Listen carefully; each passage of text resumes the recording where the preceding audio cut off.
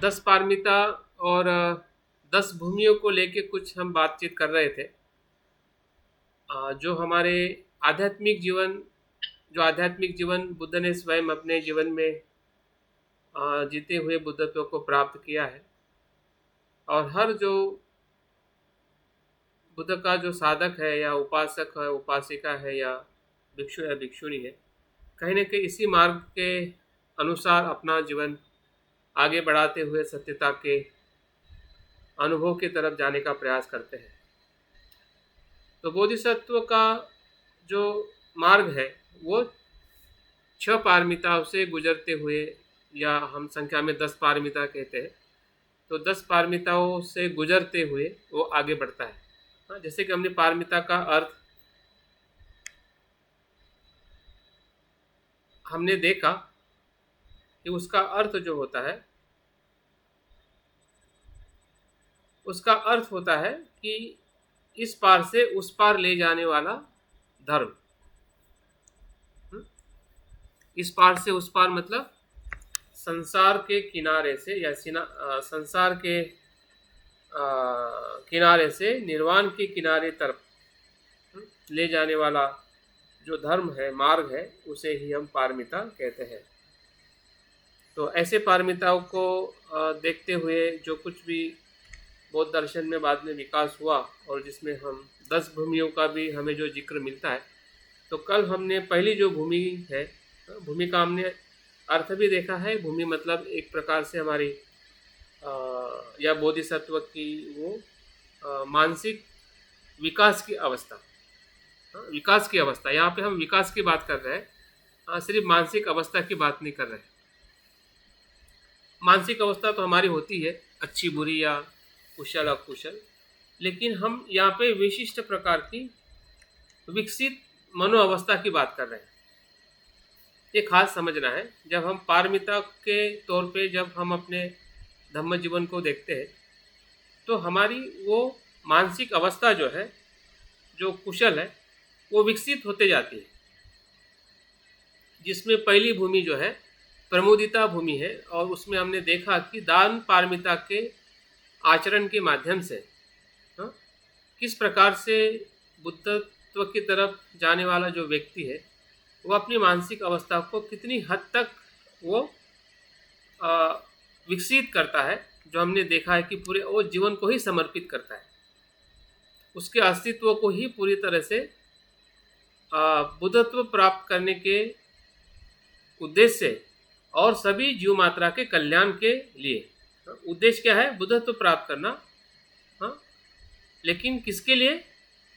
सभी जीव मात्रा के लिए, जिसमें वो स्वयं भी आ जाते हैं।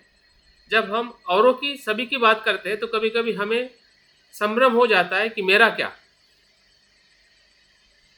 हम जब सभी की बात करते हैं तो हमें लगता है कि मेरा क्या, लेकिन सब में हम आते ही हैं। जब हम सबकी बात करते हैं तो उसमें हमारा भी अस्तित्व या हमारा भी जो बुद्धत्व होना या दुख से मुक्त होना, उसमें समाविष्ट हो जाता है जब हम सबके कल्याण की और सबके दुख मुक्ति की बात करते हैं। तो आज हम दूसरी भूमि से लेके जो और भी जो उसकी अवस्थाएं हैं, धीरे धीरे हम थोड़ा देखने का प्रयास करेंगे। क्योंकि देखना इसलिए ज़रूरी है क्योंकि कहीं ना कहीं हम उस अवस्था के तरफ जाने का प्रयास कर रहे हैं, और हमें कुछ समझ में आ रहा है, कुछ समझ में नहीं आ रहा है। हो सकता है कि इस भूमि का थोड़ा अवस्था को देखते हुए या कुछ शब्दों को सुनते हुए हमें भी कहीं ना कहीं एहसास होते जाएगा कि हम कहीं ना कहीं उस अवस्था की तरफ, विकसित होने की तरफ आगे बढ़ रहे हैं। ऐसा बिल्कुल नहीं हो सकता है कि हम उस अवस्था की तरफ आगे नहीं बढ़ रहे हैं। हम कुछ न कुछ प्रमाण में निश्चित ही उस अवस्था की तरफ बढ़ रहे हैं। अगर हमारा जो सफ़र हमने जब से शुरुआत किया है, एक बौद्ध होने के साधक के रूप में या मित्र, या और हमारी जो प्रोसेस आगे चलते जा रही है परिणाम कारक शरणगमन से सत्य शरणगमन की तरफ, तो भंते संरक्षित जी हमें यही इस बोधिसत्व के आदर्श के माध्यम से बताना चाहते हैं कि श्रोतापन जो हमारा लक्ष्य जो है वो बोधिसत्व के मार्ग के आचरण से ही संपन्न हो सकता है। बोधिसत्व के मार्ग के आचरण के सिवा हम अरहंत के मार्ग में या श्रोतापन्न के मार्ग में प्रवेश नहीं कर सकते। जिसे हम पहले ही, अगर हम सत्काय दृष्टि की बात करते हैं तो सत्काय दृष्टि ही इतनी खतरनाक है कि आपको श्रोतापन्न के भीतर जाने नहीं देती है।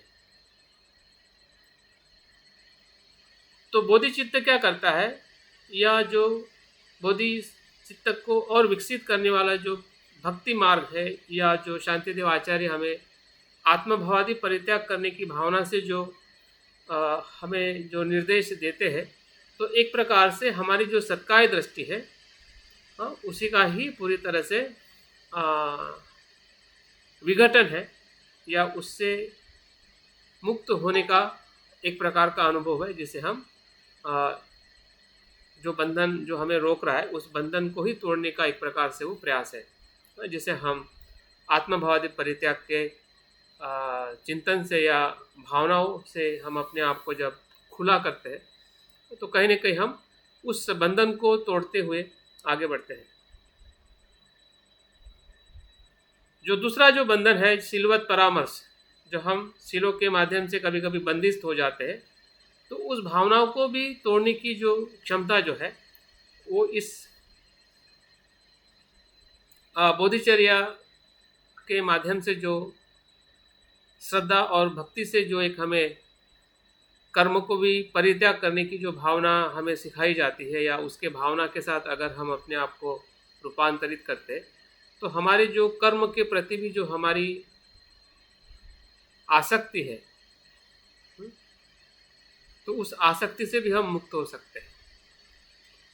और जो विचिकित्सा है तो पूरी तरह से समाप्त होने वाली है, क्योंकि इस भक्ति मार्ग में श्रद्धा को इतना भक्ति के साथ जोड़ा गया है कि हमारे मन में जो बुद्ध धम्म संघ के प्रति, या जो भी हमारे गुरुओं के प्रति, या हमारे बुद्धत्व होने के प्रति जो बार बार शंका भ्रम निर्माण होता है, वो पूरी तरह से उसको रूपांतरित किया जाता है, या उसको पूरी तरह से नष्ट करके जो विधायक भाव है, सकारात्मक भाव है बुद्ध धम्म संघ के प्रति, श्रद्धा और भक्ति का भाव, उसमें विकास करने के लिए हमें खुला किया जाता है। तो इस प्रकार से जो बोधिसत्व मार्ग में जो अलग अलग पारमिताओं के साथ में जो हमारी मनो अवस्था के विकास को जो दर्शाया गया है, वो एक प्रकार से हमारा जो आध्यात्मिक विकास और संसार का आध्यात्मिक विकास, या संसार के जीवों के साथ हमारा आध्यात्मिक विकास का जो संतुलन जो है, वो हमें पारमिताओं के या बोधिसत्व के मार्ग से हमें पता चलता है। ऐसा हमें समझने का प्रयास करना पड़ेगा, ताकि हम अगर भीतर भी कार्य करें तब भी हम संतुलित रहे कि वो उसमें और लोग भी समाविष्ट है।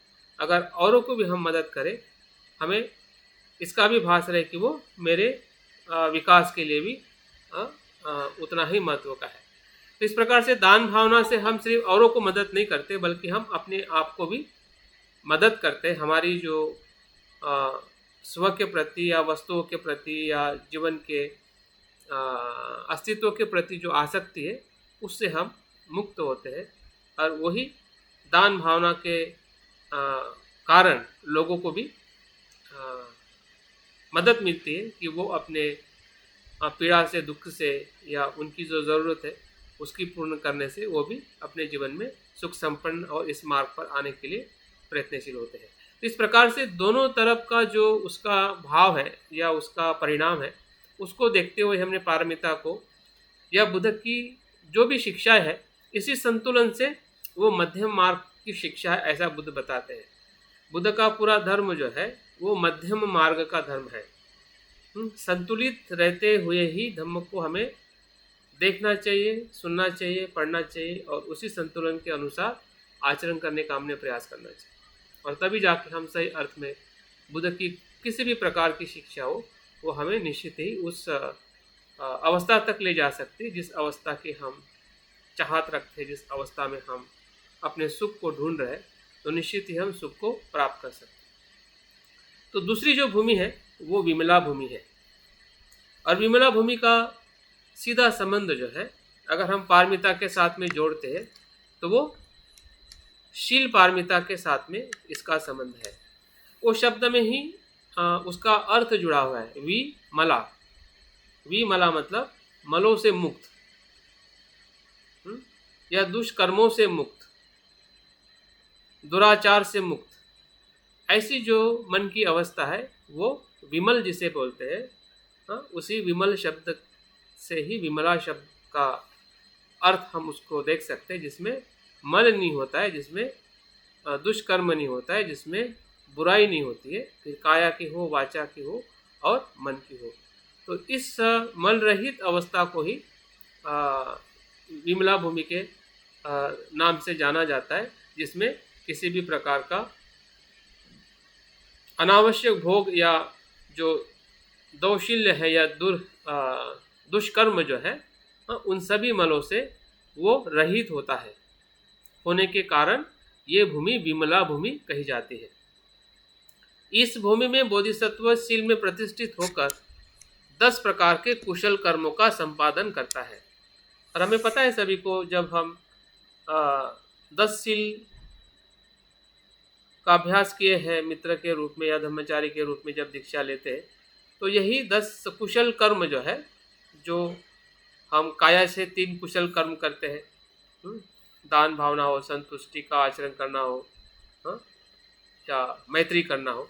वाणी के 4 कर्म है, सत्य बोलना हो, मृदु बोलना हो, ममतापूर्ण बोलना हो,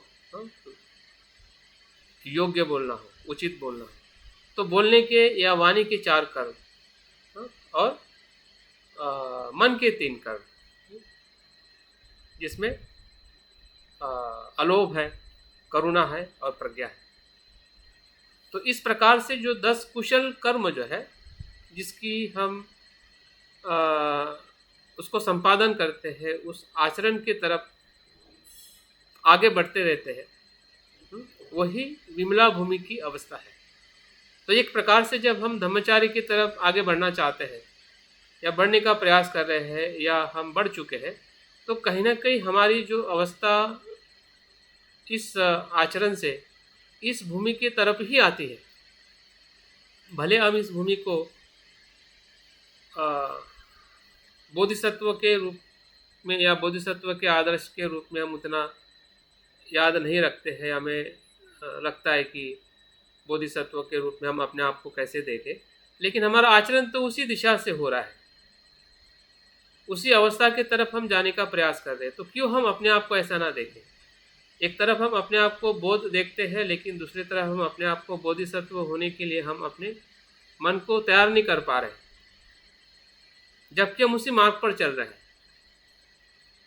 हमारा मार्ग यही है ना, इससे तो दूसरा हमारा कोई मार्ग नहीं है। हाँ, ज़रूर है कि हमसे गलतियाँ होती है, हमारा मन दुष्कर्मों से कहीं ना कहीं बंधा हुआ है, तो उसके उपाय बताए गए हैं। हमने शील का जब प्रकरण पढ़ा तो हमें पता चला कि शील या दुष्चरित्र या जो विचार है, अकुशल विचार है, उसको कैसे पहचानना है, उसको कैसे समझना है, ताकि हम उस दुष्कर्म की प्रवृत्ति से पूरी तरह से मुक्त हो सके। और ये चीज़ हमें इस भूमि को जानते हुए, अगर आप शांतिदेव आचार्य के जो श्लोक है, उनकी वही आवाज़ है, वही गूंज है, वो हर एक श्लोकों के माध्यम से हमें यही बताने का प्रयास कर रहे हैं कि ये संभव है, ये संभव है। अगर हम इस पूरे श्लोकों को या उनके सूत्रों को जो अलग अलग तरीके से जो बता के वो बताना चाहते हैं कि शील को कैसे हमने शुद्ध करना है, अगर उसके मूल स्वरूप में अगर हम देखना सीख ले, तो उस अवस्था में आना बहुत ही सीधा और सरल है।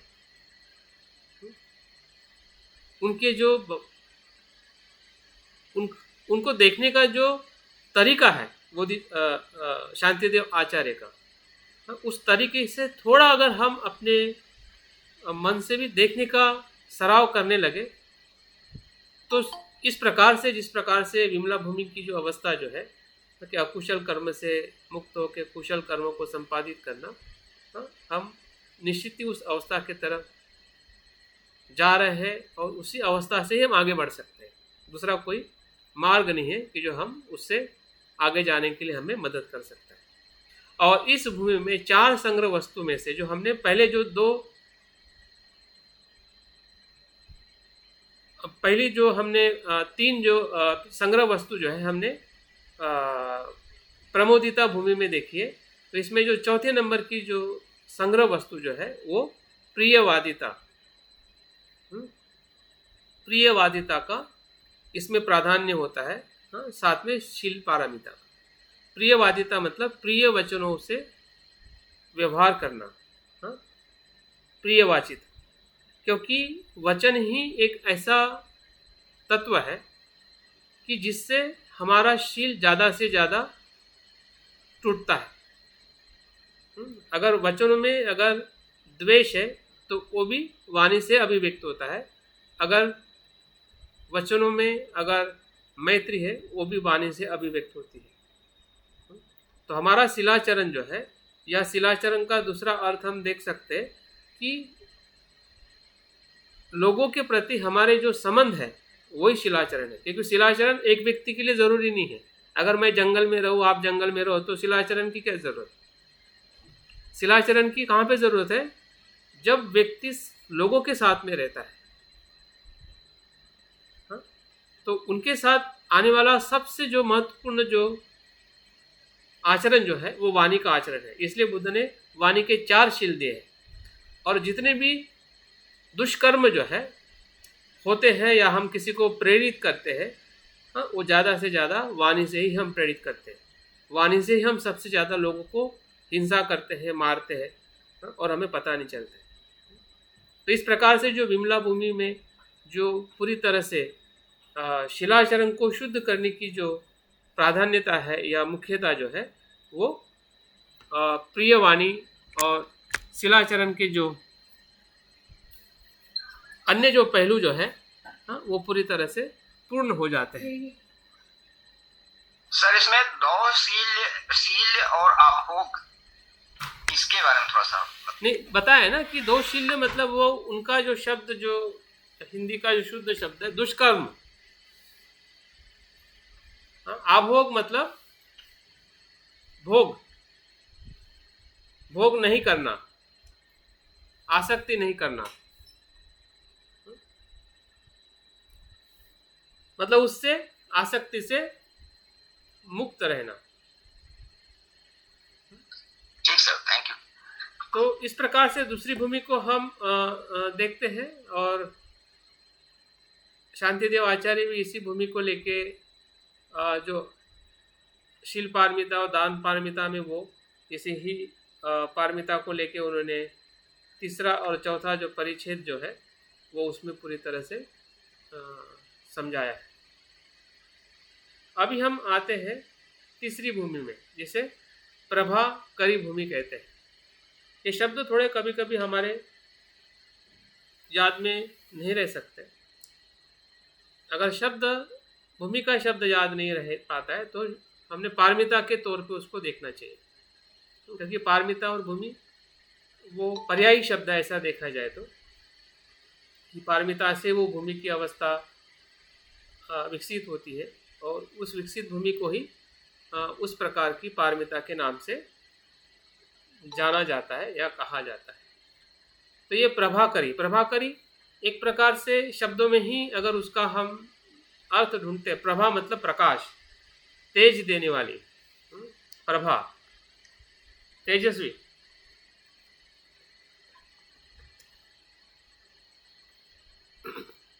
मतलब महान धर्म का अवभास कराने के कारण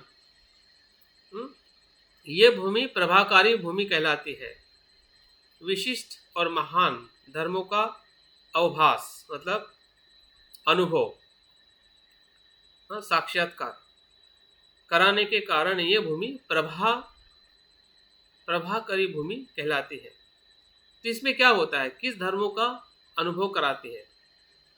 तो इस अवस्था में बोधिसत्व सभी संस्कार धर्मों का या धर्मों को, जो हमें पता है अनित्य, दुख, अनात्म और शून्यता को देखती है। यहाँ पे जो शून्यता शब्द आया है और पहले के जो 3 लक्षण जो है वो सामान्य तौर पे अगर हम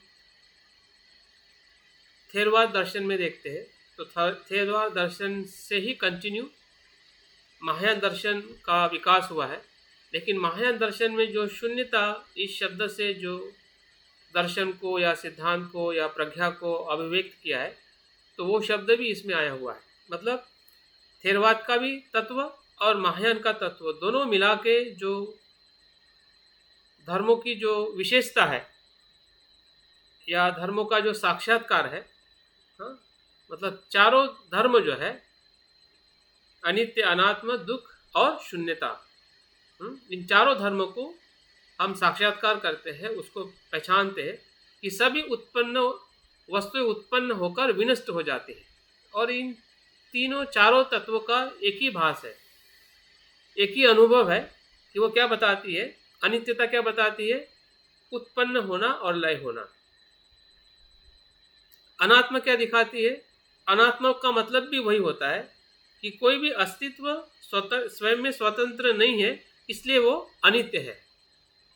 अगर स्वतंत्र होती तो वो नित्य होती, जैसे कि आकाश।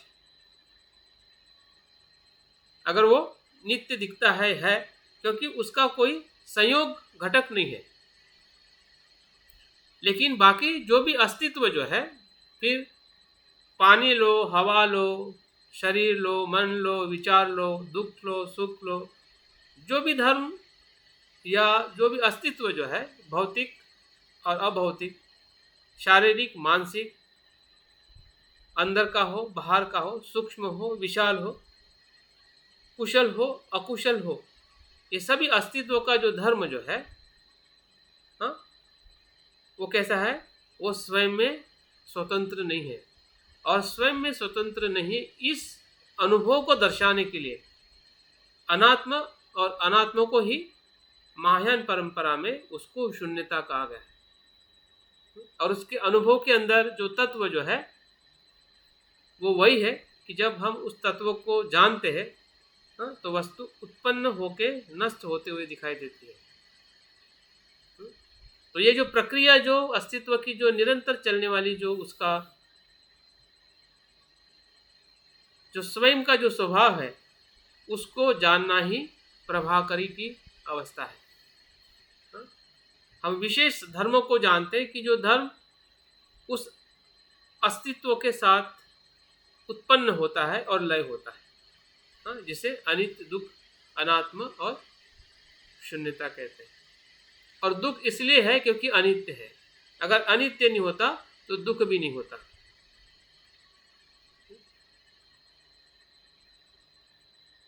तो इसका अनुभव करना ही प्रभाकर भूमि का अनुभव है।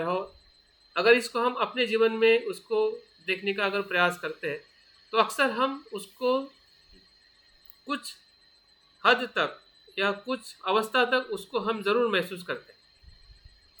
लेकिन अभी धीरे धीरे हमने और ज़्यादा उसके देखकर उसको स्वीकार करने का हमने प्रयास करने की ज़रूरत है, ताकि हम उस अवस्था में प्रवेश कर सकें। क्योंकि इस शब्दों को हमने अनेकों बार सुना है, लेकिन अनेकों बार सुनने के बाद जब तक हम उसको अपने उस तत्व के साथ में लगा के नहीं देखते, और लगाने की जो प्रक्रिया जो है वो चिंतन की प्रक्रिया है, ध्यान की प्रक्रिया है। जब हम एक एक घटक को एनालिसिस करते हैं कि पृथ्वी धातु में सही में कुछ नित्य तत्व है क्या, वो कैसे उत्पन्न होता है, कहाँ से आता है, क्या होता है। जब ऐसे सवाल जब हम अपने पृथ्वी धातु को पूछते हैं, या हमारा जो पंच स्कंद है, रूप, वेदना, संज्ञा, संस्कार को जब ये प्रश्न पूछते हैं और ढूंढते हैं भीतर, सिर्फ ऐसे मान लेने से हम उस प्रभाकरी भूमि में नहीं जा सकते, या ऐसे सुन लेने से कि हाँ मैं तो सुन लिया हूँ, मैंने जान लिया कि यह जीवन ऐसा है। लेकिन ऐसा हो जाने से हम उस प्रभाकरी भूमि में प्रवेश नहीं कर सकते। हमें बार बार, अनेकों बार उस प्रकार से हमें अपने पंच स्कंद के अस्तित्व को हमें चैलेंज देना पड़ेगा, ढूंढना पड़ेगा, और उससे जो अनुभव बाहर आएगा कि हाँ, मैं जब ढूंढता हूँ तो मुझे उस प्रकार से नित्य भाव में या ऐसी कोई चीज़ या अस्तित्व दिखाई नहीं देता है। जो दिखाई देता है वो उत्पन्न हो रहा है और लय हो रहा है। जो अनित्यता का जो गहरा अनुभव है, इसलिए उसको विशिष्ट धर्म कहा गया है।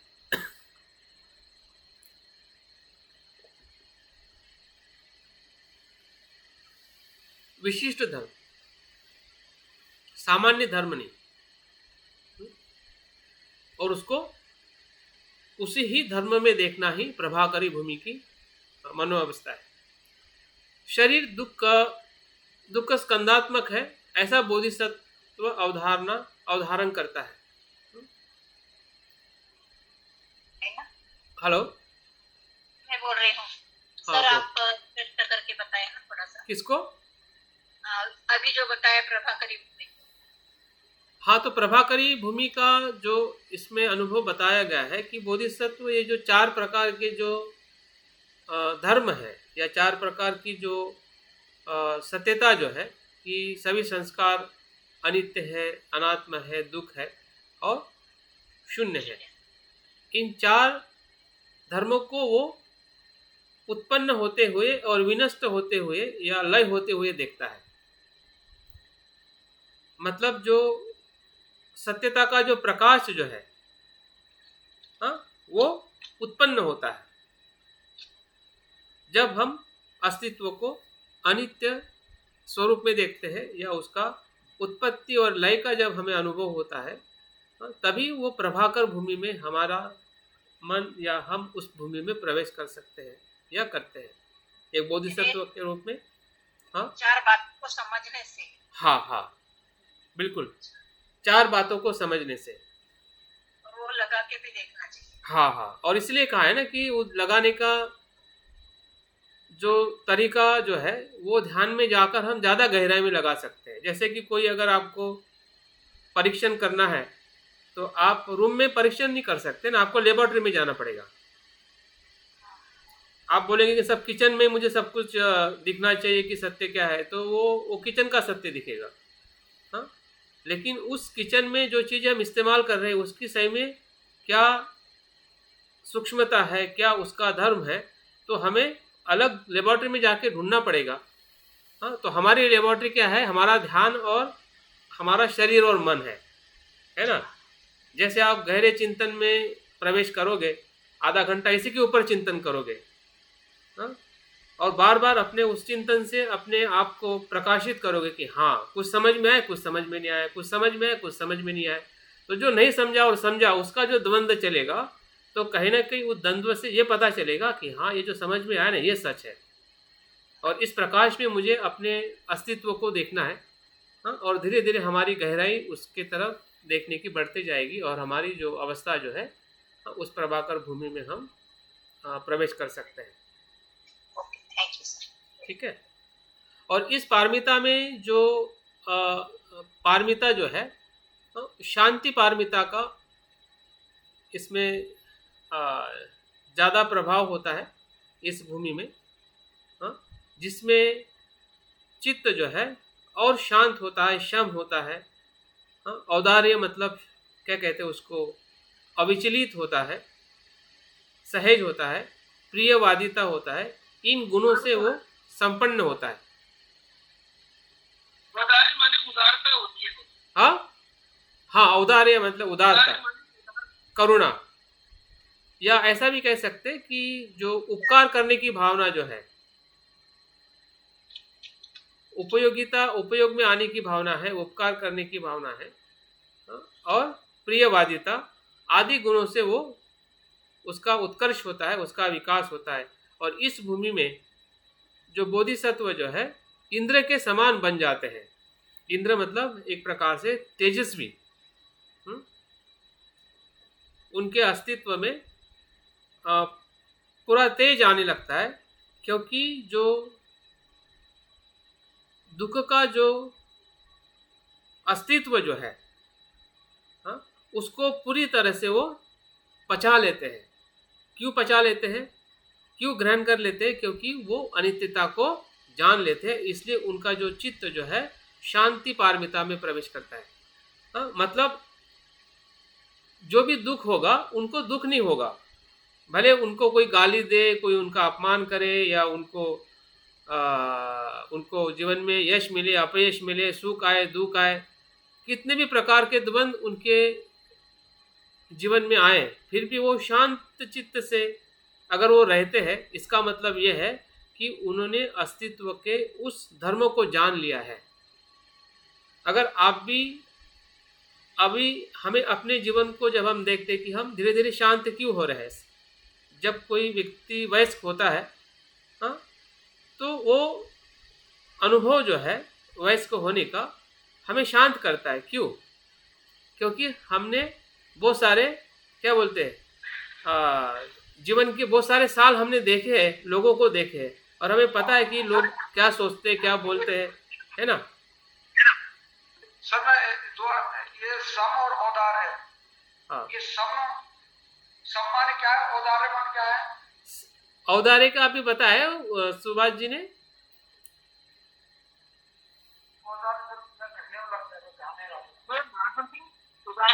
उदारता, उदारता, ठीक है सर। उदारता या उपयोगी, दूसरे के उपयोग में आना। अच्छा सर, और ये सम मतलब क्षमा, शांति मतलब सहन करना। सम का समय, ये समय सुबह का समय सर? शम, शम, हाँ समय, सम नहीं, क्षम है, क्षम। ठीक है। और शांति मतलब पीस जिसे बोलते हैं। हाँ, शम मतलब सहन करना, कि जैसे कि दुख को भी सहन करना। हाँ, समय ने क्या? सम मतलब सहन करना, सहनशीलता। हाँ। शांति में सहनशीलता आती है ना। जैसे कि अगर किसी ने आपको गाली दिया तब भी आप सहन करते हैं, किसी ने आपका अपमान किया तब भी आप सहन करते हैं, खाने को कैसा भी मिला फिर भी आप सहन करते हैं, शरीर में अगर कोई बीमारी भी होगी उसको भी आप सहन करते हैं, वातावरण कैसे भी आ रहा हो, ठंडा हो गर्म हो बारिश का हो, उसको भी आप सहन करते हैं। तो ये सभी जो वस्तुओं को, परिस्थितियों को, या हाँ जी, सम मतलब सम नहीं है, वो क्षमा शब्द है। सम मतलब दमन करना। हाँ, करना। श्रम, श्रम नहीं है, श्रम नहीं है। श्रम तो और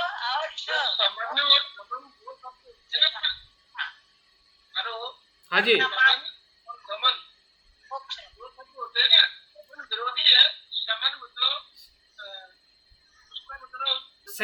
सहनशीलता है, सहनशीलता है।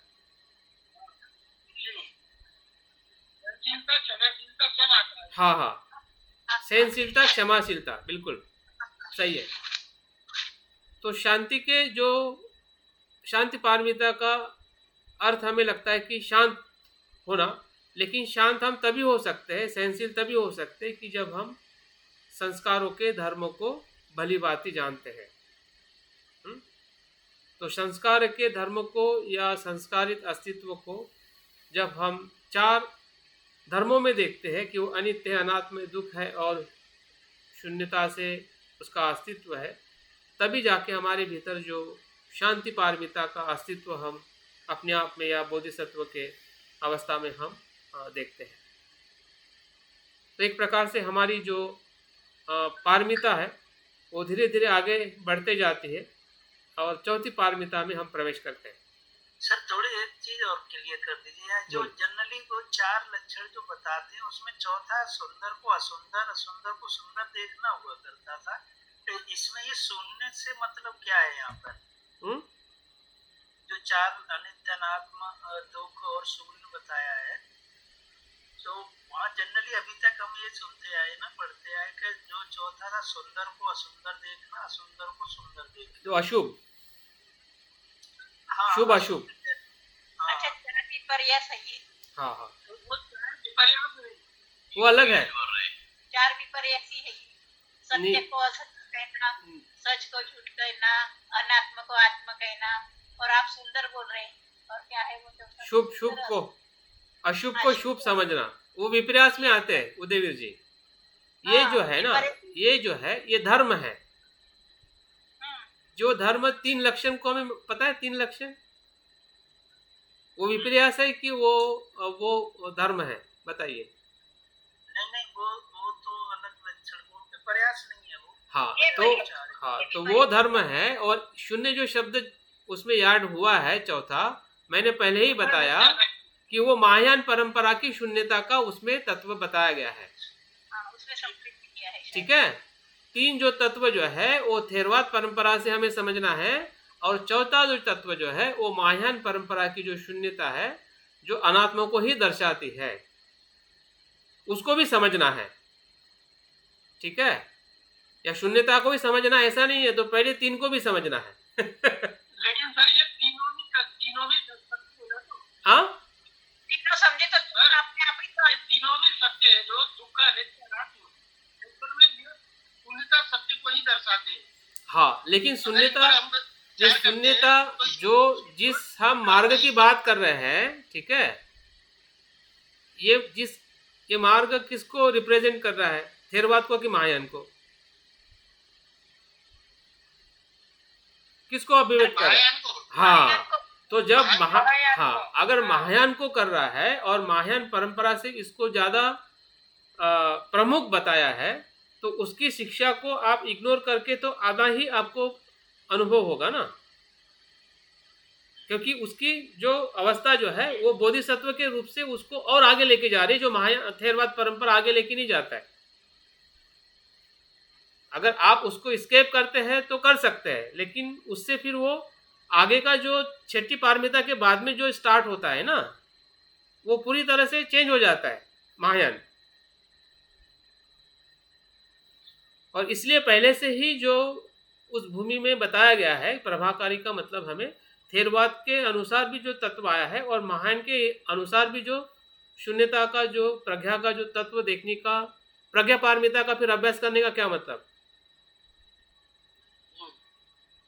क्योंकि प्रज्ञा पारमिता आपको और गहरे अर्थ में धर्म के संस्कारों को बताना चाहती है, समझाना चाहती है, जिससे हम और ज़्यादा अच्छी तरह से अपने आप को समझ सकते कि हमारा अस्तित्व कैसे हमने देखना चाहिए और कैसे उसका अनुभव करना चाहिए। और इसलिए वो चारों जो धर्म जो है या चारों जो सत्यता जो है उसका बोध होना उस पारमिता में या उस अवस्था में हमें प्रयास करने की ज़रूरत है।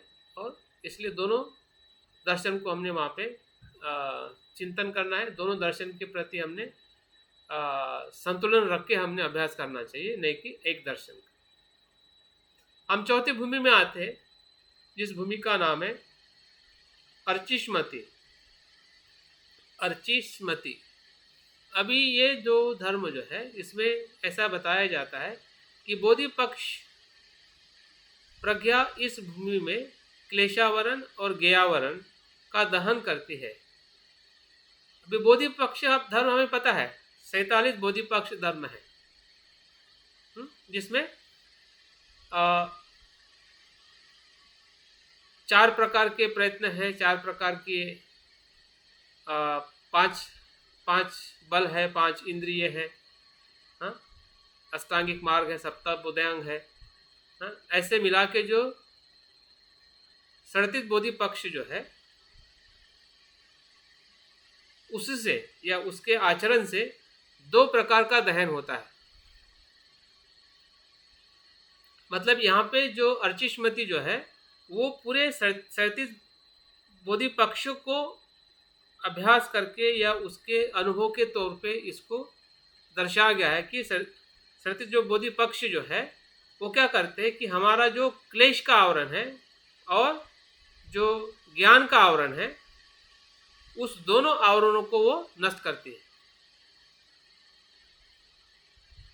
फलतः इसके कारण बोधिपाक्षिक धर्म और प्रज्ञा से युक्त होने के कारण यह भूमि अर्चिष्मति कहलाती है।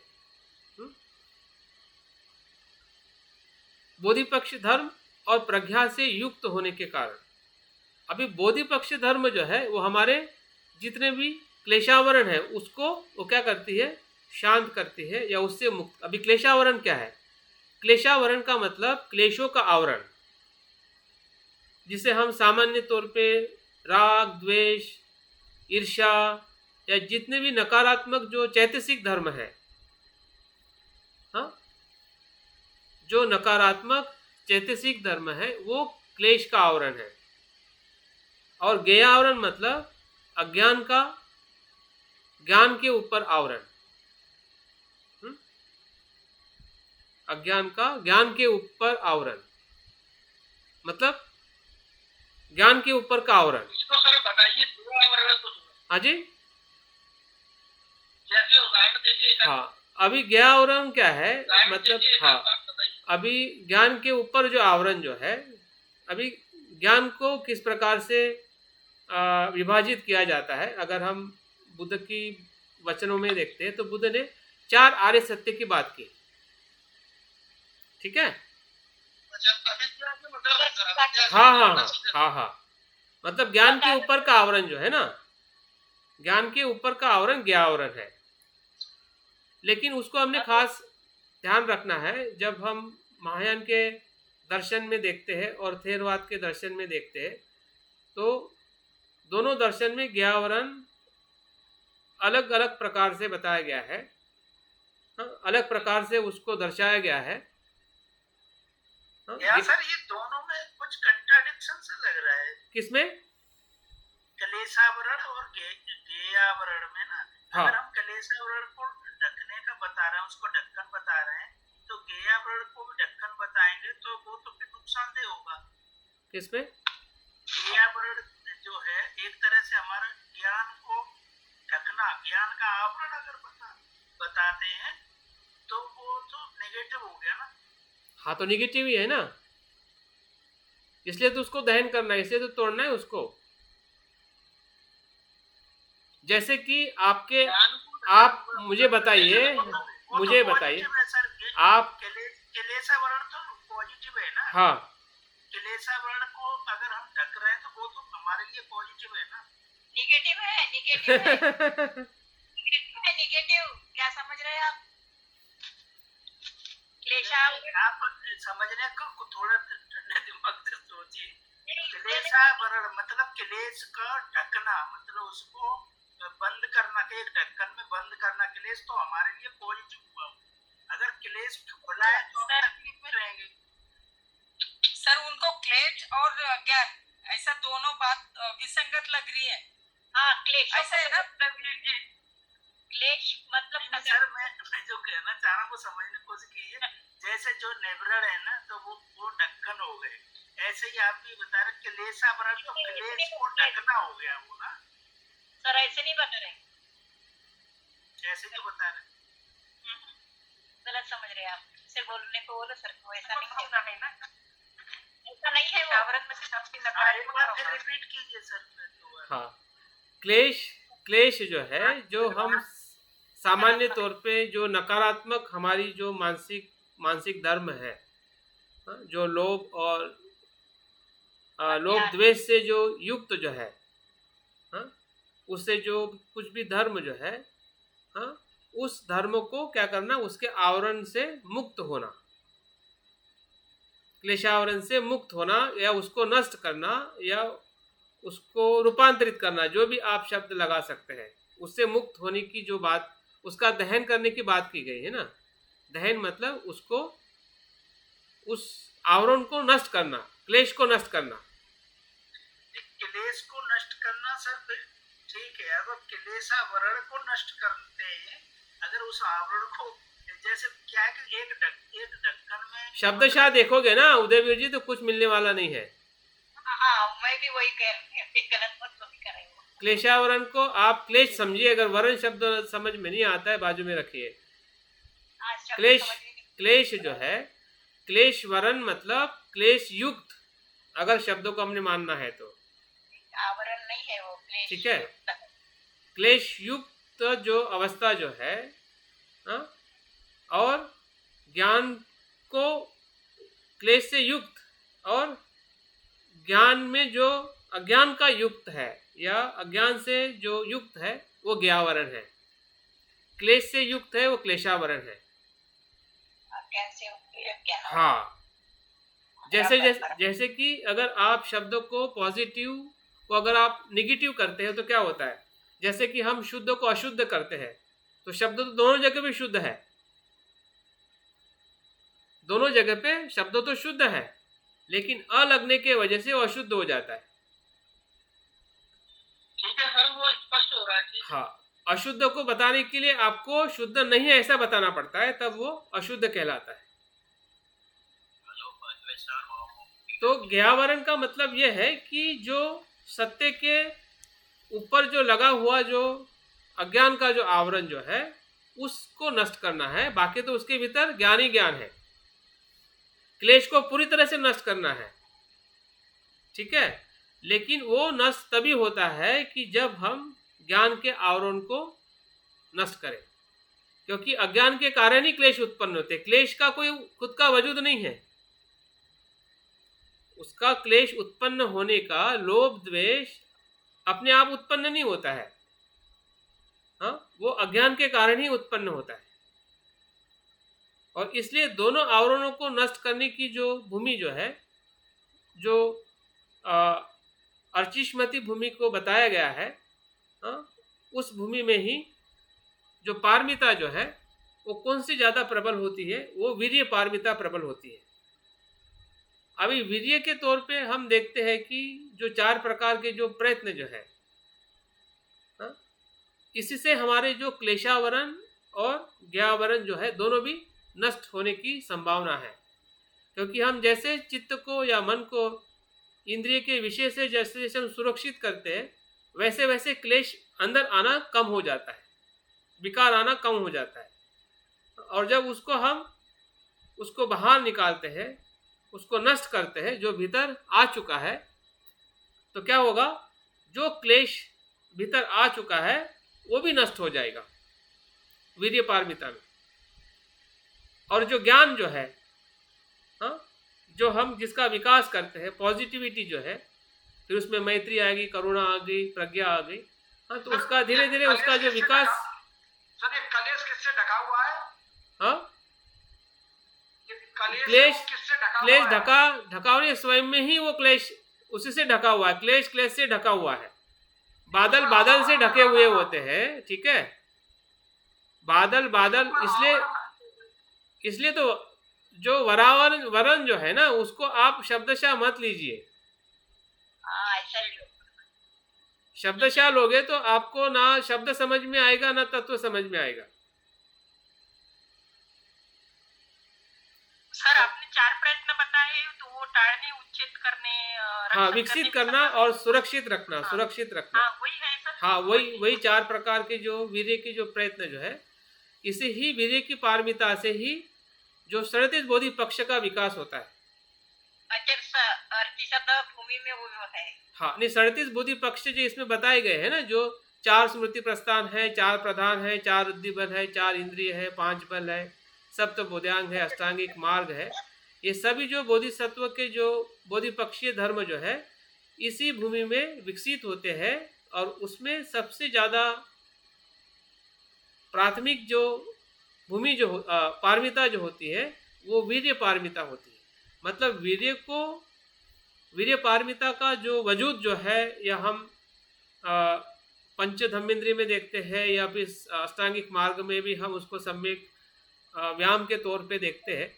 तो एक प्रकार से वीर्य पारमिता अष्टांगिक मार्ग में बुद्ध ने बता दी है, हाँ, जिसका नाम सम्यक व्यायाम है।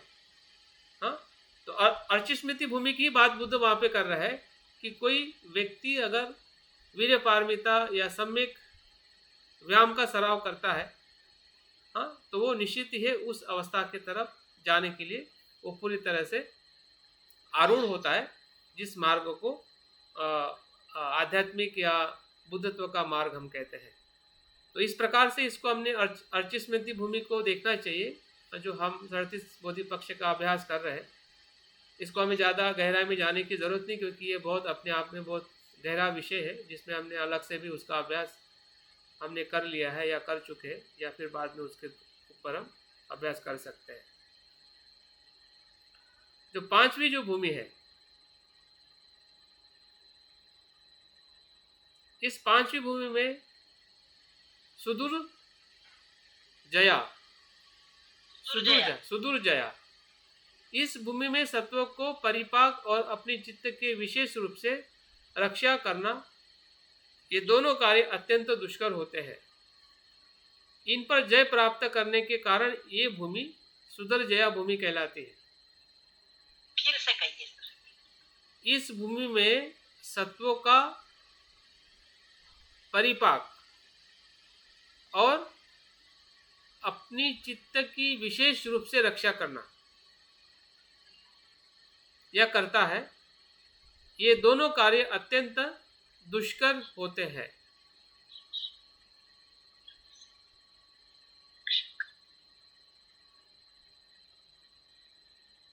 इन पर जय प्राप्त करने के कारण, मतलब इसमें दो बातों का इसमें खास विशेष आचरण बताया गया है, या उस अवस्था में वो आचरण बोधिसत्व के द्वारा होता है कि सत्वों का परिपाक। सत्वों का परिपाक क्या हो सकता है, कोई बताएगा?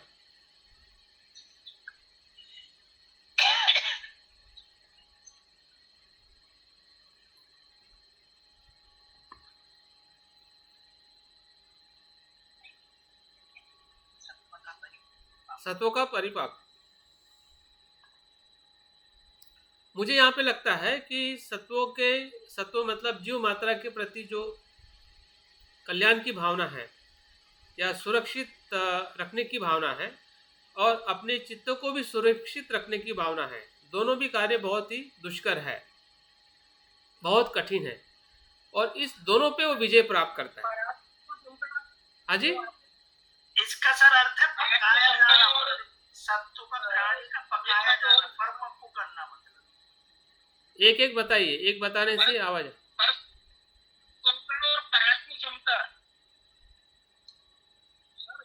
परांगमा चित्त क्षमता है और परात्म क्षमता की जो भाव आता है ना, वो सत्व का परिपाक है, ऐसा मतलब मुझे समझ में आता है। सत्वों का परिपाक, हाँ बोलिए, हाँ बोल। इसको परिपक्व होना मतलब मैच्योरिटी, प्राणी की मैच्योरिटी से मतलब है इसमें। हाँ जी, हाँ जी, हाँ बिल्कुल, सत्वों का परिपाक मतलब सत्वों का विकास कह सकते हैं सामान्य। हाँ, परिपक्वता नहीं है सर, क्या परिपाक का मतलब हाँ बोलिए बोलिए। शुद्धिकरण है ना, सत्व का शुद्धिकरण। हाँ तो शुद्धिकरण मतलब ही विकास हो गया ना, शुद्धिकरण मतलब विकास। परिपक्वता मैच्योरिटी एक ही बात है। सत्वों को मतलब सत्वों को भी उनको वहां तक लेके जाना, ठीक है ना, उस अवस्था तक लेके जाना कि जो अवस्था उसको विमुक्ति की तरफ ले जाने वाली है, उस मार्ग तक। हमें भी तो कठिन लगता है ना कभी कभी, हमारे मित्रों को या घर वालों को भी साथ में लेके जाना जिस मार्ग पर हम चल रहे हैं, हाँ लगता है ना, और साथ साथ में हमारे चित्त की भी। हाँ सर, जो हम जैसे परिशुद्धि का आस्वाद जब लेते हैं तो हमारे मन से ये भाव के निकलता है कि मेरा मित्र, मेरे परिवार के लोग या नजदीकी पहले जो भी है, वो सब इस अवस्था को अनुभव करें। इस भाव से हम उनको प्रेरित करके ये धम्म मार्ग पर लाने का प्रयत्न करते हैं। हाँ तो वही भाव इसमें बताया गया है कि वो कठिन है लोगों को धम्म में लाना। अगर सामान्य भाषा में अगर उसका विश्लेषण करें हमारे रोज के धम्म कार्य में, ठीक है, किसी मित्र को, किसी परिवार को, या कोई जो नशा में है, दुष्कर्म कर रहा है या बुरा है, ऐसे किसी व्यक्ति को धम्म में लाना बहुत कठिन है। खुद के चित्त की सुरक्षा करना भी कठिन है।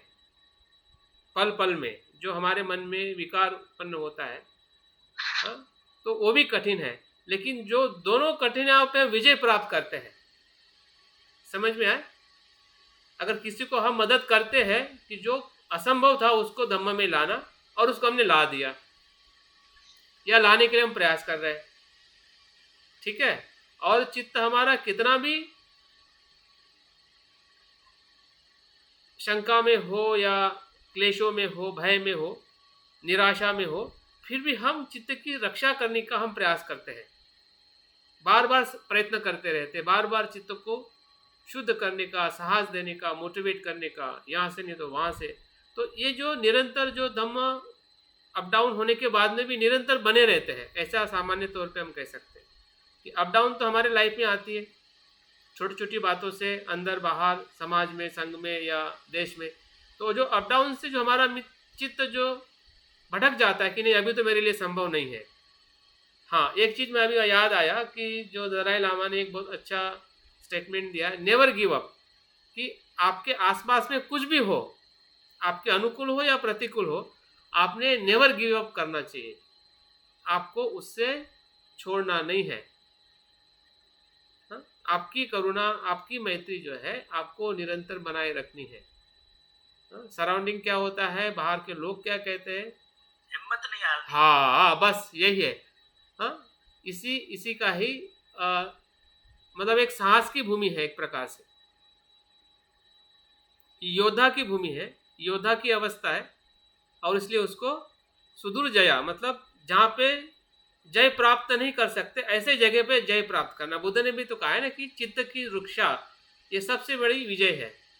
चट्टान की तरह जैसे है ना? बाबा साहब खड़े रहे हर जगह, ऐसे चित्त की रक्षा सबसे बड़ी रक्षा है। और चित्त की रक्षा करना और लोगों को भी अकुशलता से दूर करने के लिए उनकी रक्षा करना या उनको कुशलता के मार्ग पे लाना, जैसे कि उदयवीर जी ने कहा बाबा साहब ने हमें इतने दलदल में से बाहर लाया है, तो कहीं ना कहीं बाबा साहब भी इस अवस्था से गुजरे हुए हैं। हाँ?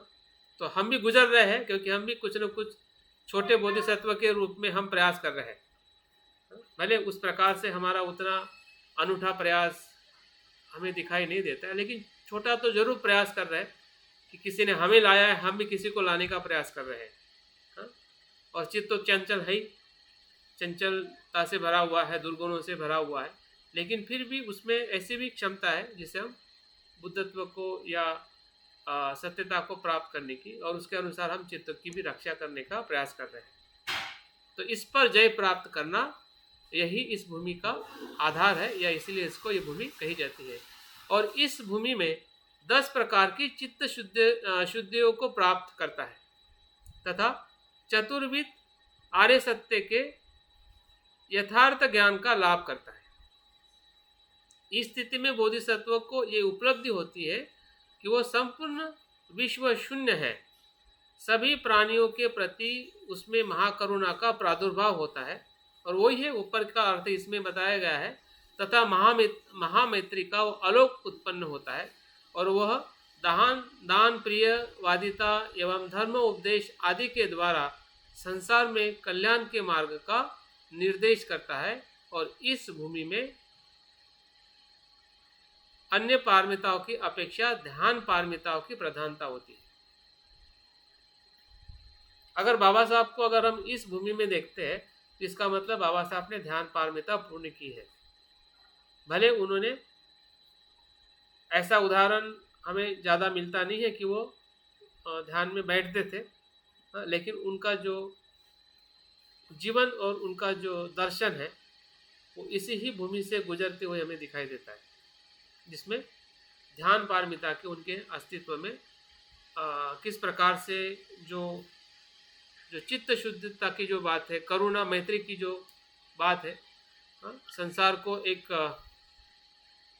सर जैसे आप पूर्व में बताया है ना, एक्चुअली में उनका माइंड सर इतने हायर लेवल का था कि वो हर क्षण ध्यान में रहते थे, और इसीलिए वो हर काम बहुत सक्षमता से, परिपूर्णता से कर पाते थे। बिल्कुल बिल्कुल।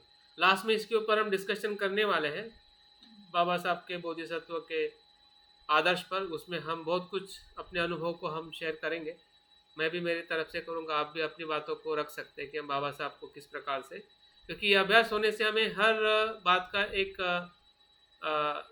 क्या कहते हैं, एक साक्षी मिलेगा, कि एक प्रूफ जैसे हम कहते हैं कि सही में हम उसको सिर्फ कहने के लिए नहीं कहते, बल्कि उस अवस्था से गुजरते हुए हम उनके जीवन को देख सकते हैं। उस समय लोगों ने देखा होगा, नहीं देखा होगा। हाँ जी, 10 प्रकार की जो चित्त विशुद्धि क्या है, ये तफसील है क्या है? ये तो मुझे लगता है कि आपको ही करनी पड़ेगी। 10 प्रकार की चित्त विशुद्धि क्या है, मुझे नाम बता दीजिए। अभी ढूंढना पड़ेगा मुझे, सुभाष जी। 10 प्रकार की चित्त विशुद्धि। रसानुस्मृति भी हो सकती है। हाँ, नहीं, ये कुछ रसानुस्मृति जो विशुद्धि मतलब 10 प्रकार की चित्त विशुद्धि को प्राप्त करता है तथा निचित्त विशुद्धि, हाँ वो हो सकता है। और 4 आर्य सत्य को यथार्थ में जानता है। उसको ढूंढेंगे कहाँ से मिलती है उसकी, ठीक है। चलो आगे बढ़ते हैं। सर चित्त विशुद्धि में क्या क्या आता है, क्या है वो? चित्त विशुद्धि में सभी आएगा। क्या पर एक तो बताओ। मुझे याद नहीं आ रहा है। चित्त विशुद्धि शायद दूसरा ही विषय है, मुझे लगता है वो शील से संबंधित। विशुद्धि और क्या क्या है ना, वो 4 विशुद्धि तो आती है ना। कौन सी? काया विशुद्धि और दृष्टि विशुद्धि। हाँ, वो इसमें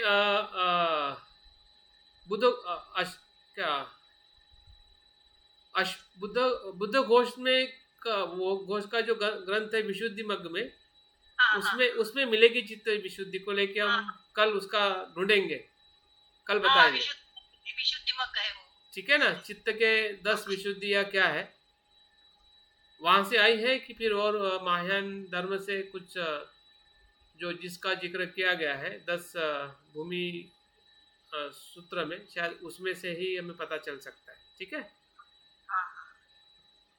बताइए सर, कल बताएं। हाँ ठीक। तो 8वीं भूमि जो है अभिमुखी भूमि है, और इस भूमि में हम 8वीं भूमि में आ गए, सही है ना? नहीं, छठी का आ गई, छठी का आ गई, वही तो ढूंढ रहा हूं मैं। हाँ, छठी भूमि है। हाँ, छठी भूमि जो है सही है ना, छठी भूमि अभिमुखी। तो ये प्रज्ञा पारमिता को इसका प्राधान्य होता है। मतलब अभी तक हमने जो शील, दान, शांति, वीर्य, ध्यान और प्रज्ञा, इसको जो हमने कैटेगराइज या वर्गीकरण करके बताया था कि ये विशेष प्रकार की पारमिता है। 6 पारमिता के तौर पे हम अक्सर बोधिसत्व के आदर्श को, या 6 पारमिता के तौर पे हम महायान पारमिता को देखते हैं। लेकिन भूमि के आधार पर 10 पारमिता को बताया जाता है, क्योंकि बाकी की जो 4 भूमियाँ हैं, और उस भूमियों में भी जो और 4 प्रकार की जो पारमिता है, जो हमें थेरवाद में वो पारमिता दिखाई नहीं देती है, कि जो बाकी की जो 4 पारमिता है, 6 पारमिता हमें शायद थेरवाद परंपरा में भी हमें दिखाई देती है, जो अभी तक हमने बात किया है। लेकिन इसके बाद में जो पारमिता और भूमि जो है, ये महायान परंपरा की विशेषता कह सकते हैं, कि जो बोधिसत्व के उस आदर्श को उस पूर्णता की तरफ ले जाता है। क्योंकि यहाँ तक जो 6 पारमिता जो है, वो श्रोतापन्न के मार्ग को प्राप्त कर लेते हैं। श्रोतापन्न मार्ग से या इवन निर्वाण तक भी वो ले जाती है 6 पारमिता के आचरण से, जो यहाँ तक बताई गई है। लेकिन इससे आगे 7वीं, 8वीं, 9वीं और 10वीं जो पारमिता का जो जिक्र किया गया है, वो पूरी तरह से बोधिसत्व का जो आदर्श जो है, इसी पारमिताओं के माध्यम से ज़्यादा अभिव्यक्त होता है, जिसमें बोधिसत्व किस प्रकार से फिर वो निर्वाण की अवस्था का भी त्याग करते हुए लोगों के हित और कल्याण के लिए जो आगे बढ़ता है, वो चीज़ें हमें 7वीं और 8वीं और 10वीं भूमि में हमें दिखाई देती है, बुद्धत्व तक ले जाने वाली। तो हम इसमें देखते हैं कि छठी भूमि में, जिसमें प्रज्ञा प्राधान्य है या प्रज्ञा पारमिता का प्रधान इसमें असर होता है, प्रज्ञा पारमिता की वजह से ये संसार और निर्वाण दोनों में प्रतिष्ठित नहीं होने के कारण ये भूमि संसार और निर्वाण दोनों के अभिमुख होती है। यहाँ से इसलिए अभिमुख की भूमि कहलाती है। प्रज्ञा पारमिता के वजह से संसार और निर्वाण दोनों में प्रतिष्ठित नहीं होने के कारण यहाँ से प्रज्ञा पारमिता का और जो महायान बोधिसत्व आदर्श का जो तत्व जो है वो विशेष प्रकार से हमें आगे बढ़ते हुए या बोधिसत्व के मार्ग को एक विशेष प्रकार से दर्शन के रूप में आगे लेके जाता है, क्योंकि यहाँ पे संसार और निर्वाण दोनों की जो आसक्ति जो है, दोनों के आसक्ति से पर जाकर प्रज्ञा पारमिता का जिक्र इसमें किया गया है और इसमें बताया गया है कि संसार और दोनों में प्रतिष्ठित नहीं होती है। प्रतिष्ठित नहीं होने का मतलब क्या है कि दोनों के प्रति भी वो आसक्त नहीं होती। ये भूमि का जो व्यक्ति है, बोधिसत्व है या उनका चित्त जो है, उसमें प्रवेश होने के बाद में भी निर्वाण की अवस्था ही है जिसे हम प्रज्ञा पारमिता कहते हैं, और संसार से विमुक्त होने का भी वो अनुभव है, लेकिन दोनों अनुभव में वो प्रतिष्ठित नहीं होती है, इसलिए उसको अभिमुखी कहलाती है। इस भूमि में बोधिसत्व बोधांग को निष्पत्ति का विशेष प्रयास करते हैं और इस भूमि में प्रज्ञा पारमिता अन्य पारमिताओं की अपेक्षा अधिक प्रधान होती है। इसमें प्रधानता प्रज्ञा पारमिता की होती है और अभिमुखी इसलिए होती है कि दोनों अस्तित्व के प्रति या दोनों सत्यता के प्रति, सांसारिक और निर्वाण का जो सत्य है, दोनों के प्रति वो अनासक्त होती है। दोनों के सत्यता में या दोनों के भी अस्तित्व में वो प्रतिष्ठित नहीं होती है। और क्यों प्रतिष्ठित नहीं होती है तो आगे हमें सातवीं भूमि में पता चलता है कि सातवीं भूमि में जब बोधिसत्व प्रवेश करता है, वो इसी के कारण प्रवेश कर पाता है क्योंकि प्रज्ञा पारमिता के बाद में वो सातवीं भूमि में प्रतिष्ठित होता है, जिसको दुरंगमा भूमि कहते हैं। दुरंगमा संबोधि को प्राप्त कराने वाले एकायन मार्ग से अन्वित होने के कारण ये भूमि उपाय और प्रज्ञा के क्षेत्र में दूर तक प्रविष्ट होती है। क्योंकि बोधिसत्व अभ्यास की सीमा को पार कर गया है, इसलिए यह भूमि दुरंगमा कहलाती है। इस अवस्था में बोधिसत्व शून्यता, अनिमित और अप्रणिहित इन त्रिविध विमोक्ष या समाधि का लाभ करते हैं। इसका जिक्र बंते जी ने भी समाधि जो सम्यक समाधि है उसमें इसका जिक्र किया गया है। इसके बारे में आप उस किताब का रेफरेंस लेके इसके बारे में आप ज़्यादा जान सकते हैं। और इस पारमिता में अन्य पारमिताओं की अपेक्षा में उपाय कौशल्य जो पारमिता है अधिक बलवती होती है। यहाँ से जो सातवीं पारमिता या सातवीं जो भूमि जो है बोधिसत्व की, ये उपाय कौशल्य के पारमिता के साथ में विकसित होती है। उपाय कौशल्य क्या है? उदाहरण के तौर पे अगर उसको हम देखते हैं, और उसका काफ़ी अच्छी स्टोरी भी शायद आप लोगों ने सुनी होगी कि एक पिता के कुछ पुत्र जो है वो घर के अंदर खिलौने खेलते रहते हैं और पिता बाहर जाता है। बच्चे उस घर के रूम के अंदर खेलते खेलते कुछ कारणवश घर के अंदर आग लगती है। जैसा पिता वापस आता है और देखता है कि बच्चे उस आग में जलने वाले हैं और बाहर से वो जोर जोर से आवाज़ लगाता है बच्चों को कि बाहर आओ, आग लग रही है। लेकिन बच्चे अपने खेल में इतने व्यस्त होते हैं कि उसको आग का एहसास नहीं होता है कि घर में आग लगी। बेटा बच्चे को देखता है, बच्चे भी बाप को देखते हैं। बाप उधर से आवाज़ लगाता है, हाथ दिखाता है, लेकिन कुछ भी संकेत वो समझ नहीं पाते हैं कि पिताजी क्या कह रहे हैं और क्यों बाहर जाना चाहिए। वो वहीं पे अपने खेलने में व्यस्त होते हैं। तब पिताजी को लगता है कि इस खिलौने के आसक्ति से इसको अगर बाहर लाना है तो वो उपाय कौशल्य करते हैं। उपाय कौशल्य एक प्रकार से एक ऐसी सोच कि किसी को मदद करने का जो तरीका जो है, हाँ, वो नया ढूंढ लेता है, नया उपाय ढूंढ लेता है। हाँ, यस उदय जी। सर अनाथ पिंड जो है ना, वो अपने बेटे को हाँ, वो भी, हाँ, यहाँ भेजते हैं, वो भी उपाय कौशल का बिल्कुल एक बिल्कुल उदाहरण बिल्कुल है। बिल्कुल बिल्कुल। और फिर जब वो नहीं बच्चे आते हैं तो वो उनको बाहर से उससे भी अच्छे खिलौने दिखाते हैं, चलने वाले खिलौने। हाँ, तो बच्चे उस खिलौने के देख कर जो है ना, वो अपने पिताजी की तरफ उस रूम से बाहर आते हैं। तो इस प्रकार से जो उपाय कौशल्य की जो पारमिता जो है बोधिसत्व में, ये सातवीं भूमि में ज़्यादा विकसित होती है। जो प्रज्ञा के साथ में लोगों को कैसे मदद करना है,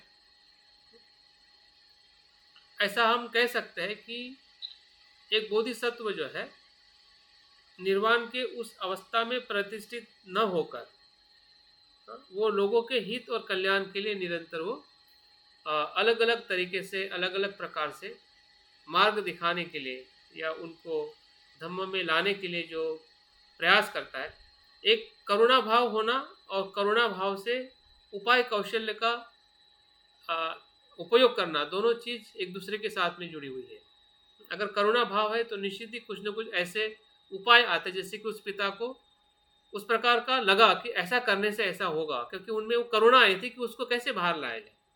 अगर करुणा नहीं आती तो शायद वो अलग तरीके से रिस्पॉन्स देता, कि वो अंदर चला जाता या फिर वो और कुछ हानि हो जाती है। तो दोनों को भी हानि हो सकती थी या हो सकती है।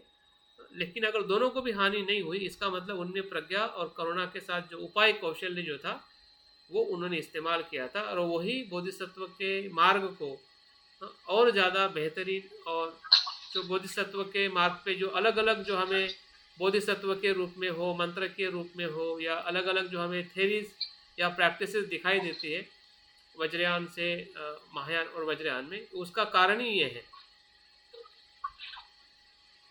जिसके वजह से लोगों को वो अलग अलग तरीके से मदद करना चाहते हैं। सर ये अप्रणीहित ये क्या है? अप्रणीहित मैंने बोला ना कि आप बोधिसत्व सम्यक समाधि को थोड़ा पढ़िए, उसमें वो ध्यान की या समाधि की अवस्था को भंते ने तीनों प्रकार की समाधि को उसमें बताया गया है।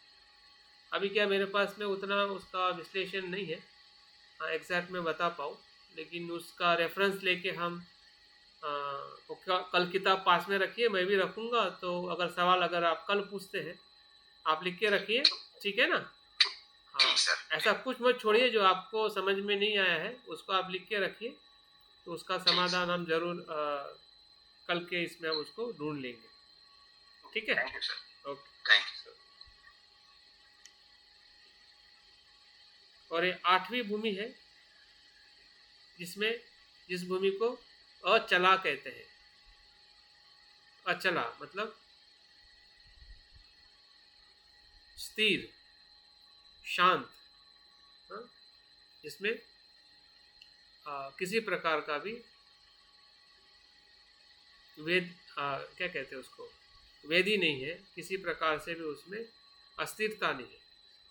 तो नाम से ही स्पष्ट है कि इस भूमि में अनिरुद्ध होने पर बोधिसत्व की परावृत्ति या पीछे लौटने की संभावना नहीं होती है। जैसे कि उस मार्ग पर वो आरूढ़ हो जाता है, उस मार्ग से फिर अभी हट नहीं सकता है, परावृत्त नहीं हो सकता है, नीचे नहीं जा सकता है, या उस संकल्प को वो छोड़ नहीं सकता है। इस प्रकार से अचला एक प्रकार से संकल्प की भूमि के तौर पे भी उसको हम देख सकते हैं। इस भूमि में वह अनुत्पत्तिक धर्म शांति से समन्वित होता है। अनुत्पत्तिक धर्म शांति, धर्म शांति, धर्म शांति का मतलब यहाँ पे ये हो सकता है कि जो सत्यता का जो अनुभव जो है, उसमें पूरी तरह से वो समा जाता है या वो उसमें समा जाती है। धर्म मतलब यहाँ पे शून्यता के अर्थ से या जो अस्तित्व का जो सत्य स्वभाव जो है वो प्राप्त होने से ही, और वही स्वभाव जो है अनुत्पन्न होता है। जो निर्वाण है, निर्वाण का धर्म है या शून्यता का धर्म जो है वो उत्पत्ति और लय से मुक्त होता है, और उसको अनुत्पन्न धर्म के नाम से जाना जाता है कि जो निर्वाण ना उत्पन्न होता है ना लय होता है, उसे निर्वाण या बुद्धत्व की अवस्था कहते हैं। तो उसमें वो समाविष्ट होता है या वो शांति से उसमें समन्वित हो जाता है। वे निमित्त भोग संज्ञा और अनिमित्त भोग संज्ञा, इन दोनों संज्ञाओं से विचलित नहीं होने के कारण यह भूमि अचला कहलाती है। निमित्ता भोग संज्ञा और अनिमित्त भोग संज्ञा। निमित्त और अनिमित्त, इसको क्या कहोगे?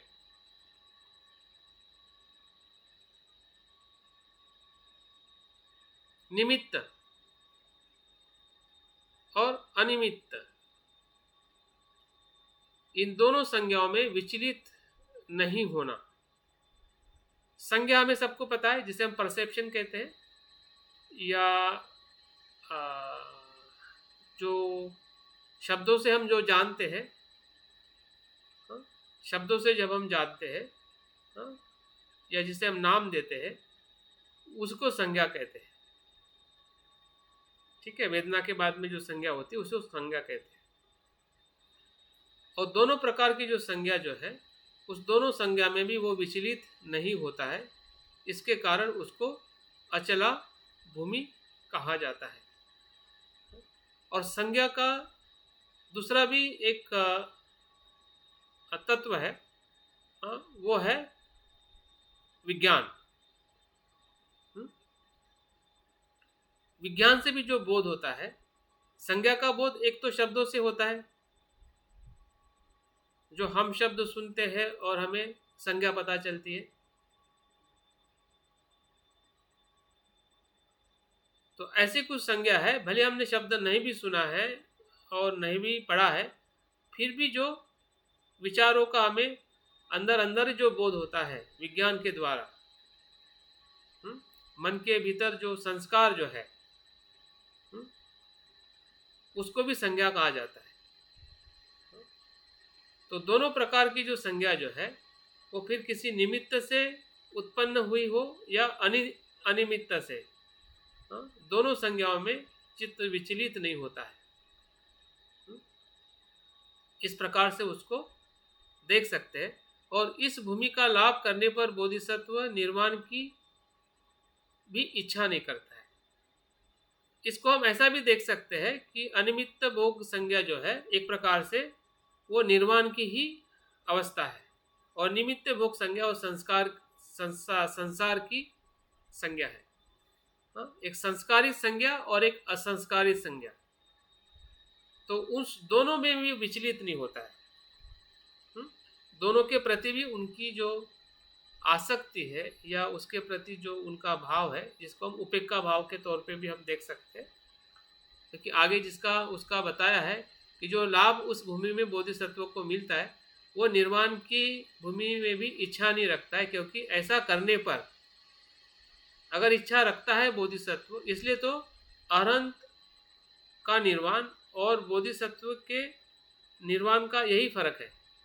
एक अरहंत उस निर्वाण में प्रवेश करके अपने आप को संतुष्ट करता है, शांत हो जाता है, लेकिन बोधिसत्व का जो आदर्श जो है वो निर्वाण में प्रवेश नहीं करते हुए लोगों के हित और कल्याण के लिए फिर से लोगों के बीच में बार बार उपाय कौशल्य से करुणा से मदद करता है। और इसलिए उसको दर्शाने के लिए जो अचल भूमि जो है उस भूमि को यहाँ पे दर्शाया गया है, जिसमें वो निर्वाण की भी इच्छा नहीं करता है, क्योंकि ऐसा करने पर सभी दुखी प्राणियों का कल्याण करने की उनकी जो प्रतिज्ञा है जो उन्होंने बोधिसत्व के रूप में ली थी, उनके भंग होने की आशंका हो जाती है। ठीक है, इसका मतलब निर्वाण को प्राप्त नहीं करने की इच्छा होना, इसका मतलब ये नहीं कि उनका क्लेशावरण और ज्ञावरण नष्ट नहीं होता है, या उनमें दृष्टि नहीं होती है, या उनमें प्रज्ञा नहीं होती है, या वो आसक्त होते हैं, दुराचारी होते हैं, ऐसा नहीं है। ठीक है, आप वो बहुत करुणावान रहते हुए वो चाहते हैं कि और सभी बिल्कुल लोग बिल्कुल।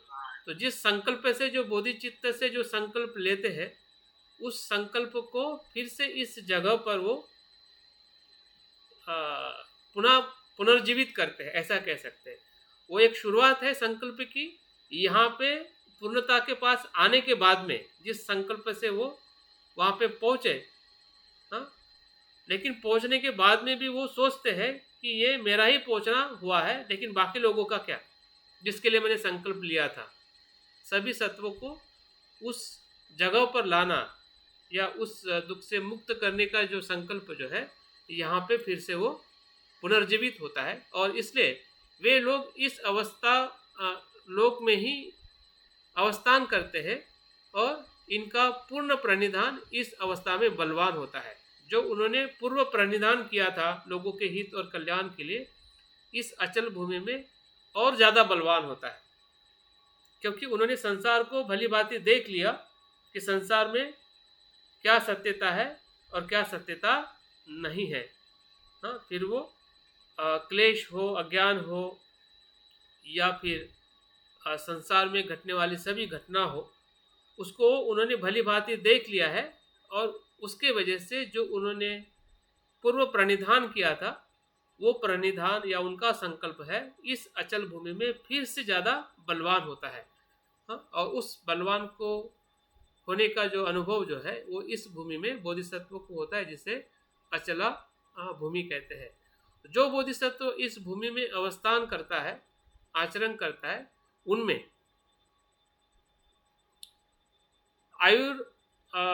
आयुर्षिता, चेतोषिता, कर्म वशिता आदि 10 वशिताएं तथा आशय बल, अक्षय बल, महाकरुणा आदि 10 बल संपन्न होते हैं। इसके साथ में इस भूमि में 10 बलों से उनकी जो मनोअवस्था जो है, फिर आयु से मतलब अनेक वर्षों तक जीना या निरोगी जीना, हाँ, चेतों की जो शुद्धि है, कर्म की शुद्धि है, हाँ, या जो बल है, हाँ, महाकरुणा है, आदि जो भी बल है, हाँ, इन 10 बलों से वो पूरी तरह से संपन्न होता है इस भूमि में। और इस भूमि में जो पारमिता की जो प्रधानता जो है, वो परिधान पारमिता जो है, ये इस पारमिता में ज़्यादा प्रबलशाली होते हैं। प्रणिधान मतलब एक प्रकार से जो उन्होंने बोधिसत्व का जो संकल्प किया था लोक के हित और कल्याण के लिए, उसको और ज़्यादा बल मिलता है, और ज़्यादा वो परिपूर्ण करने के लिए वो अपने जीवन को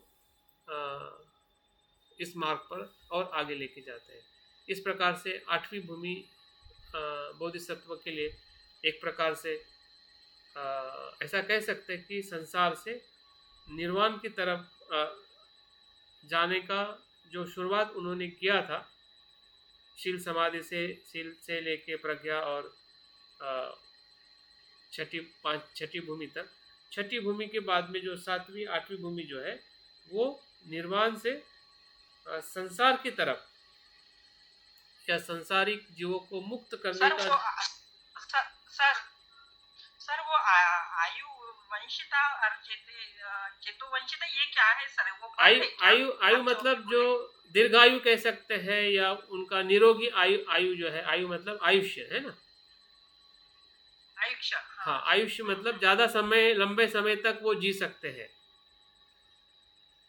और हमने देखा है कि जो भी बोधिसत्व का जो लाइफ रहा है, वो काफ़ी लंबे समय तक जीते हैं। चेतोवशिता मतलब चित्त की जो चित्त को जानना, या किसी के चित्त को समझना, या नियंत्रित करना, या वशीभूत करना, या उसके चित्त का उपयोग करना कुशलता के लिए। हाँ, तो इसी प्रकार के जो 10 बल जो है, वो बोधिसत्व में उस भूमि में संपन्न होते या विकसित होते। ये असेबल और असेबल इनको भी बता दीजिए सर क्या होते हैं। अभी मैं ये जो आपको जानकारी दे रहा हूँ ना, ये मेरे अभ्यास में मैंने लिया नहीं है, मैं इसलिए बता रहा हूँ ताकि ये भूमि से हम थोड़ा परिचित हो सके।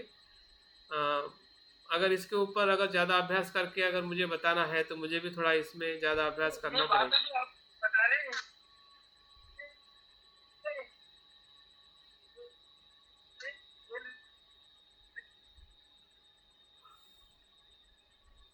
तो ये लगता है ना कि ये इतना मतलब विशाल और विस्तृत स्वरूप है ये तत्व का, बुद्धि तत्व का या बुद्धि चित्त का, ये अपरिमित है बहुत। मतलब ये शब्दों से ही व्याख्या ऐसी आ रही है। हम और इस महासागर जैसे लगता है ना बुद्धि चित्त, बिल्कुल, और इसको हम थोड़ा नेक्स्ट उनकी कल्पनाओं में इतना अनंत विस्तार है। बिल्कुल, और नेक्स्ट टाइम हम इसको 10 भूमि को थोड़ा कंपेरेटिव स्टडी करने के इसमें मैं लूँगा। मुझे लगता है कि इस पे थोड़ा 2-3 दिन का हम अभ्यास कर सकते हैं। जो 10 भूमि और 10 बंधन जो है ना, या 10 थेरवाद को और महायान को मिलके जो तत्व जो है, उसमें जो 10 बंधन है और 10 भूमियाँ हैं या 10 पारमिता है, उसको लेके हम एक कंबाइन 2-3 दिन का वर्कशॉप लेंगे। तो मुझे लगता है कि उसमें इस विषय को हम और ज़्यादा स्पष्टता से इसका अभ्यास कर पाएंगे। अभी हमें शांतिदेव आचार्य के अनुसार जो चीज़ें श्लोकों में बताई गई है उसमें हमें ज़्यादा फोकस करना है, इसलिए इस पे मैंने भी ज़्यादा अभ्यास नहीं किया है। मैं आपको इसलिए बताना चाहता हूँ ताकि मतलब 10 पारमिता 10 भूमि के साथ में कैसे उसका संबंध है, ताकि हम अपने मूल जो हमारा अभ्यास है शांतिदेव आचार्य से रचना को हमें ज़्यादा फोकस करना है। ठीक है, इसलिए ज़्यादा जो समझ में नहीं आता है उसको बाजू में रखिए, और जो समझ में आता है उतना समझिए और क्वेश्चन ज़रूर बनाइए ताकि हम नेक्स्ट टाइम के अभ्यास के लिए उसको हम कनेक्शन रखेंगे। ठीक है, ठीक है ना? ठीक है सर। है सर, ठीक है सर।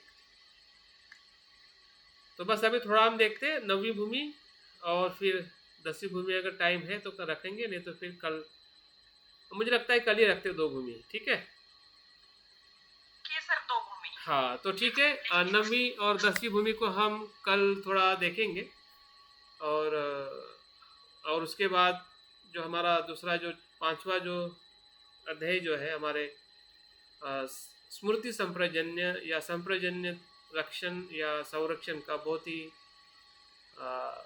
महत्व का अध्याय है, प्रकरण है, जो स्मृति के बारे में बहुत सखोल और बहुत गहराई से शांतिदेव आचार्य हमें उसमें बताते हैं कि किस प्रकार से हमने अपने चित्त की सुरक्षितता, जो अभी हमने इसमें भी देखा है कि चित्त की सुरक्षितता कितनी दुर्लभ है, लेकिन वो कैसे करनी चाहिए, क्यों करनी चाहिए, और कहाँ कहाँ हमारा जो चित्त हमें संभ्रमित करता है, या हम उसके दुष्परिणामों को हम कैसे भोगते हैं, किस प्रकार से उसके दुष्परिणाम होते हैं। तो चित्त को बहुत ही अच्छी तरह से इस अध्ययन में उन्होंने बताया है कि किस प्रकार से वो हानिकारक भी है और किस प्रकार से वो लाभदायक भी है। तो मुझे लगता है कि अभी तक जो हमने पारमिता या 10 भूमियों को, जो हमने 8 भूमियों का अभ्यास किया है, और कल जो 2 बाकी भूमियों को देखने के बाद हम जो शांतिदेव आचार्य से जो रचित जो श्लोक है बोधिचर्या अवतार के, उस पर हम कंटिन्यू अभ्यास करेंगे। बहुत बहुत धन्यवाद आज के सत्र में बने रहने के लिए। 9वीं भूमि और 10वीं भूमि का नाम बता दीजिए। नाम बता दीजिए। हाँ, नाम बता दीजिए। 9वीं भूमि है साधुमती और 10वीं है धर्ममेघा। साधुमती और धर्ममेघा। साधुमती और धर्ममेघा।